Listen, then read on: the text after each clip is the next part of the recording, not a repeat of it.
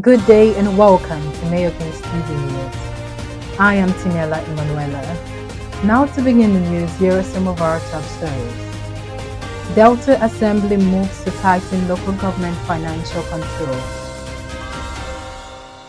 Suspected fake lawyer arrested in Delta court. On entertainment, Whiskey, Ashake, Tyler to headline Afro Nation Portugal 2026. On sports, Man United reclaims plan on sacking Ruben Amorim if they lose to Sunderland. Now the news in full. The Delta State House of Assembly has directed all 25 local government councils in the state to formulate strategies that will enhance financial controls, accountability, and effective management procedures for improved socio-economic development. The resolution followed the adoption of 7 recommendations by the House Committee on Public Accounts, chaired by Honorable James Augoye, during Tuesday's plenary session presided over by the Speaker, Right Honorable Emomotimi Dennis Guwor. While presenting the report on the Auditor General Local Government Review of the consolidated accounts of the councils for the year ending December 31st, 2024, Honorable Augoye explained that the recommendations were made after intensive scrutiny to strengthen financial accountability at the grassroots level. The House mandated councils to boost internal revenue generation to complement statutory allocations through strategic planning and realistic budgeting. It also called for the training of personnel handling accounting duties to address issues such as improper bookkeeping, delays in financial statements, poor investment records, and irregular bank reconciliation. A suspected fake lawyer identified as UT Oghenetejiri was on Thursday arrested at the Orhuwhorun Magistrates Court in Delta State. He was apprehended by members of the Nigerian Bar Association Udu Branch after he allegedly posed as a lawyer during court proceedings. Chairman of the NBA Udu Branch, Edmund Odohisi, in a statement made available to journalists in Warri, said Oghenetejiri was caught while attempting to represent a client in a criminal matter. Odohisi revealed that Oghenetejiri had been frequenting courts in the area for months, allegedly representing clients under false pretense. His inconsistent legal arguments and inability to provide credible information about his law school background raised concerns, promoting a quiet investigation by the NBA. Preliminary findings showed that the suspect had been preparing legal documents, forged stamps and seals, and even operated an office on Jakpa Road, Efrun. Several legal documents, including deeds of transfer, were recovered from him. Checks further revealed that Oghenetejiri never attended law school and is not listed on the roll of legal practitioners at the Supreme Court of Nigeria, a mandatory requirement to practice law. The incident has reignited calls for stricter verification mechanism in Nigeria's judicial system.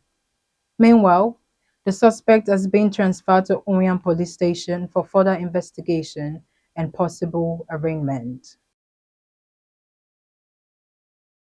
First Lady Oluremi on Thursday in Gombe inaugurated a special free sanitary pad distribution scheme aimed at empowering schoolgirls, promoting menstrual hygiene, dignity, and education.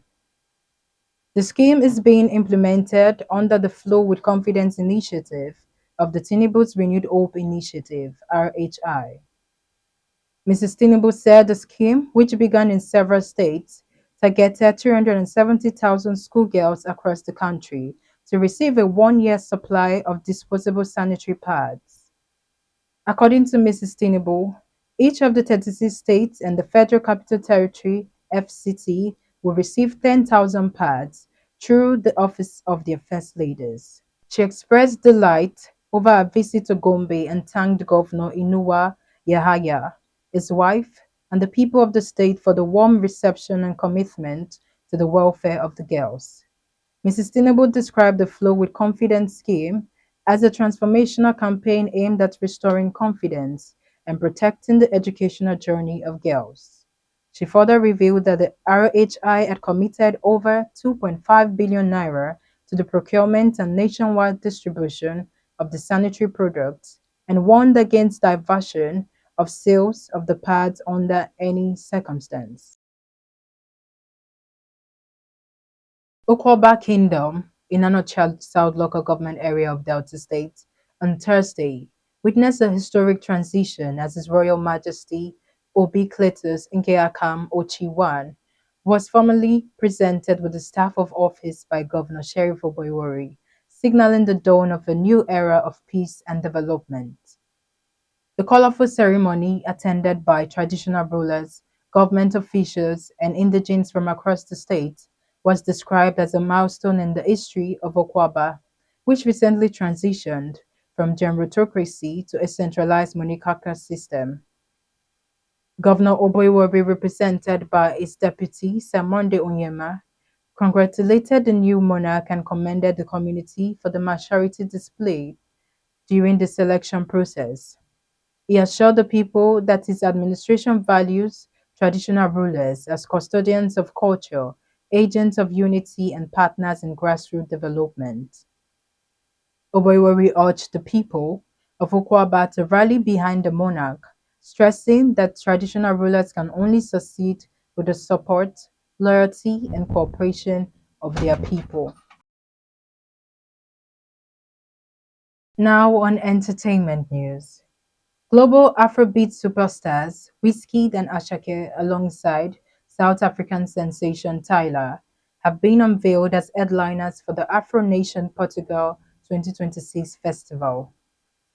The three-day music spectacle will run from July 3rd to July 5th, 2026 at Praia da Rocha in the Algarve, Portugal. The star-studded lineup also includes Nigerian acts Olamide, Young John, Dako, and American rapper Gunna, who joins as a special guest. Organizers announced the lineup following the huge success of the 2025 edition, which reinforced Afro Nation Portugal's reputation as one of the world's top summer destinations for African music lovers. With Wizkid, Ashake, Tyler, and Ghana leading the stage, the 2026 festival is set to deliver another electrifying celebration of African music on a global platform. Now on the business news. The National Agency for Food and Drug Law Administration Control on Thursday destroyed fake, expired, substandard, and falsified drugs and products valued at 15 billion naira in Ibadan, Oyo State. This was announced by the Director General of the agency, Professor Mojisola Adeyeye, during the destruction in Ibadan, the state capital. Represented by NAFDAC's Director of Investigation and Enforcement, Martins Iluyomode, Adeyeye said the agency remained resolute, committed to ensuring that foods, drugs, cosmetic, medical devices, chemicals, packaged water, and drinks were safe, wholesome, and effective for human consumption. She stated that the destruction of those products would eliminate the risk of their re-entry into the Nigerian market. The DG appreciated the support of the police, Nigerian Army, Department of State Service, NDLEA, Nigeria Security and Civil Defense Corps, and the Pharmaceutical Council of Nigeria, among others. She therefore urged stakeholders to educate their families and wards about the dangers of patronizing quacks and unauthorized medicine dealers. Now on the foreign scene. Sakai Starmer has promised to do everything in his power to protect Jewish people, as he said Britain must defeat anti-Semitic hate. The Prime Minister was speaking after two people were killed in a car and stabbing attack at the Eaton Park Synagogue in Cromspow, North Manchester, on Thursday. Condemning the vile individual who carried out the horrific attack, on the holiest Jewish day of Yom Kippur, Sake offered his condolence to the victims and their families and thanked the first responders. The attacker, who has been named as 35-year-old Jihad al-Sami, was shot dead by police at the scene. Police say three suspects are currently in custody and have been arrested on suspicion of commission, preparation, and instigation of acts of terrorism. However, he added that hatred against Jews is rising once again, and Britain must defeat it once again, as he reflected on the history of Jews seeking refuge in the UK. Finally, on the world of sports. Despite mounting pressure after a 3-1 loss to Brentford, Manchester United have no plans to sack Ruben Amorim, even if they lose to fierce starters Sunderland at Old Trafford this Saturday. Man United have struggled so far in the 2025-2026, earning just 7 points from 6 Premier League games and conceding 11 goals. Sunderland, currently fifth in the league, will be a tough opponent after a strong start to the season. Meanwhile, sources reveal minority co-owner Sir James Ratcliffe wants to give Amorim more time to implement his vision with a relatively new squad. The decision to potentially sack the Portuguese boss will largely rest with Ratcliffe, with input from executive Omar Berrada and Joel Glazer. However, a win is crucial to calm nerves. Amorim's position reportedly remains secure for now, as the club seeks to build stability rather than rush into a managerial change this season. Now to end the news, recap on our headlines. Delta Assembly moves to tighten local government financial controls. Suspected fake lawyer arrested in Delta court. On entertainment, Wizkid Asake Tyler to headline Afro Nation Portugal 2026.